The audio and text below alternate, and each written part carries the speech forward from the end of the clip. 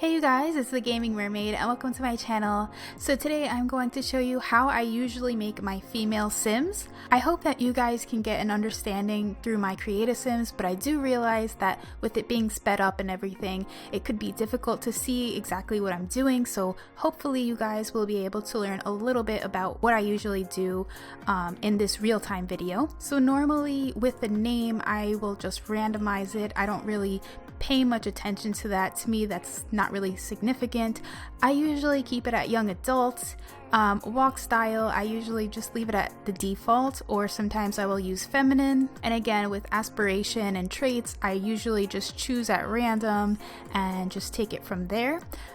Usually what I do is I will just pick certain traits that I have cast replacements for so that I can use that for poses. So that's usually what I do. And now we can get started with the actual sim. So I usually always start off with the head. I click on the head and then I usually go here to face. Normally I don't use any presets. I just go with whatever I'm given. So I just opened up my game and this is the sim I was given. So I will usually, I usually don't actually change the skin tone until after, if I decide to change it.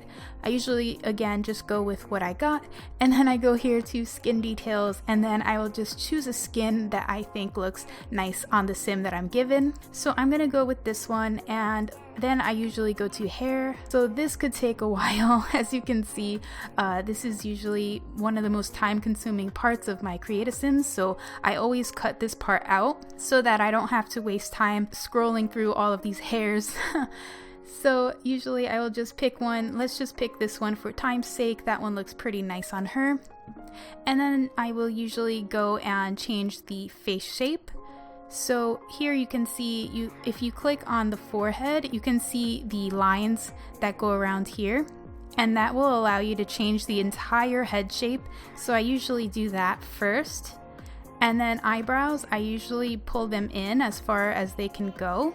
So if you see this little round arrow, you can click on that and then drag the eyebrows as far as possible. And then I usually will give her a little bit of an arch, and then you can change the rotation of the eyebrows, as you can see, so you can make her look really angry. So I usually do that. Then I will sometimes change the chin and then the jawline area. You can either change it from here, or as you can see, this is the jaw, and right here under the cheekbones is also a way you can change the jaw shape as well. So I will usually play around with that. You can also puff out the cheeks like so, or you can pull it in and then she will have a more sunken in look, as you can see.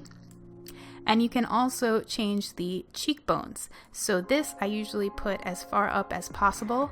And then if you can see here on the sides, we can pull this out or in.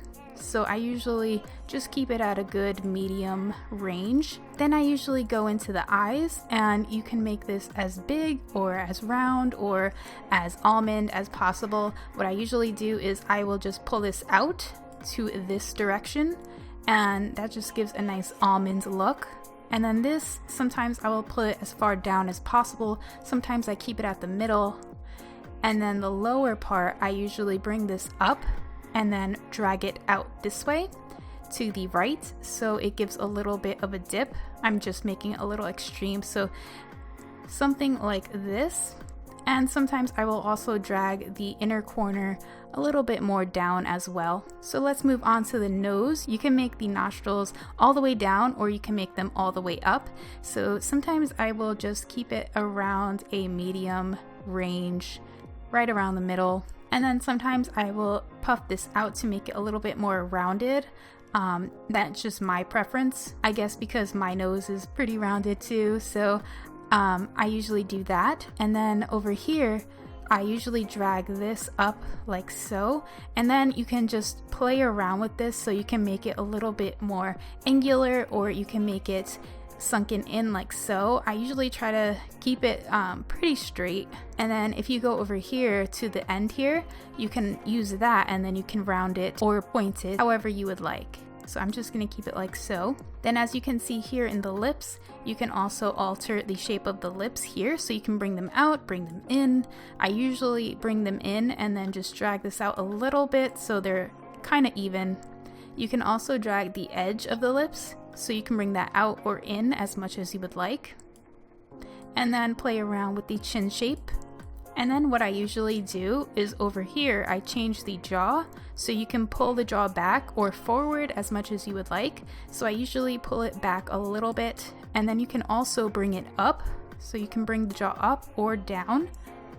I'm not sure if you can see that, but you can bring the jaw up or down like so. So I tend to bring it a little bit more up. Then moving on over here to the eyebrows, you can bring these eyebrows out or in as much as you would like.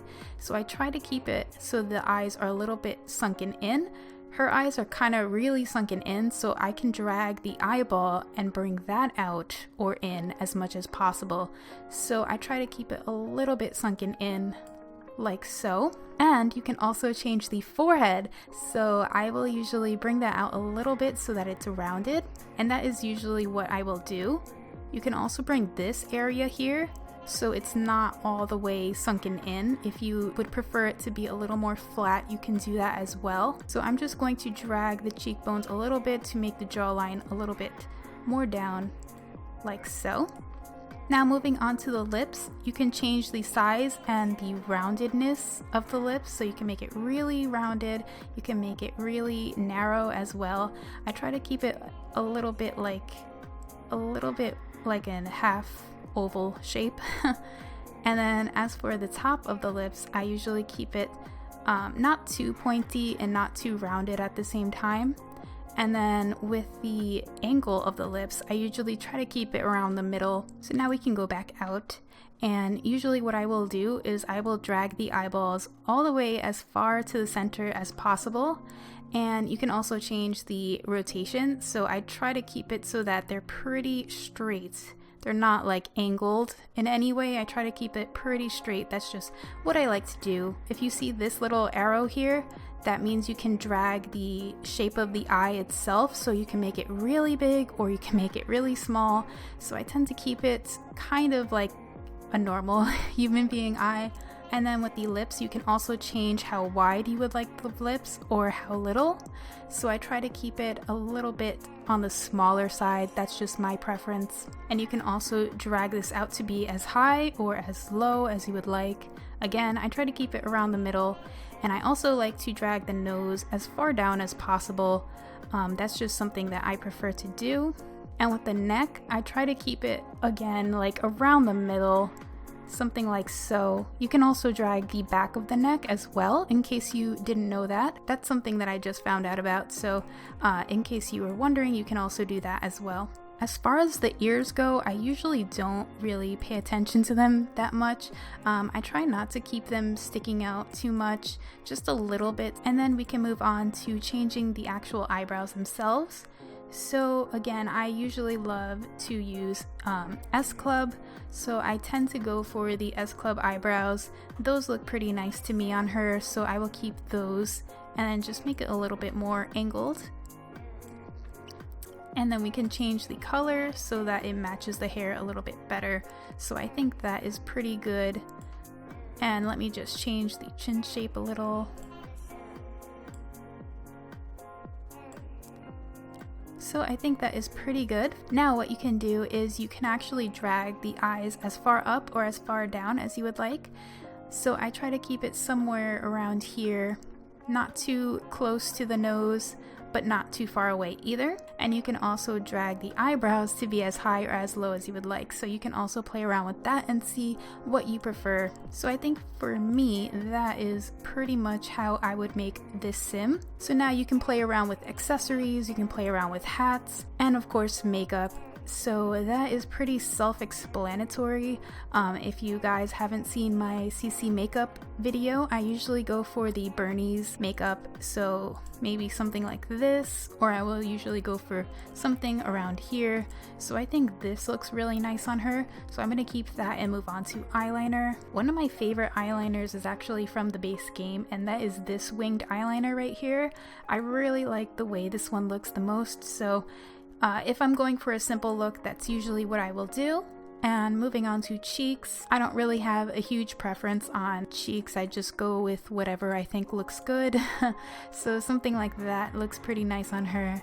So we can move on to the lips, and this is something that also takes me quite a while. So sometimes I will just go with what I already know looks good and just play around with the different colors and see which colors look best on the sim that I'm making. So I think this one looks pretty nice on her. Let me check the other colors and see if there's a color that looks better on her. No, I think this one looks really nice. So this is by EVGA. And now we can move on to face paint, which is my favorite because I love using the contacts to change their eye color. Ooh, maybe like a nice green color. So let's go with that. I think that's pretty much how I will make her face. So let's move on to her body. Again, I don't usually use presets. You could use one of these preset body shapes. I usually just form it however I would like. I don't have a preference for body size. Not too flat, but you know, just a little bit of something. So we can also change this. I usually try to keep it a little bit above the middle line. This I don't usually pay much attention to. I just leave it however it was. I tend to make their thighs a little bit bigger, and something like that looks pretty nice. And if you guys don't already know, you can also change their posture as well. So if you see the vertical arrow, that means you can change her posture to be really high or really low. So that's also something that you guys can play around with. And that is basically it. So now I will just choose some clothes. For simplicity's sake, let's just choose something very quickly. Let's choose some shoes here, maybe something simple like this, and that is pretty much it. So that is usually how I create my female sims. I hope you guys found this helpful, and I hope you guys enjoyed this. So thank you guys so much for watching, and feel free to show me your creative sims. I would love to see what you guys create, so I look forward to seeing that. Thank you guys so much for watching, and I will see you in my next video. Bye guys.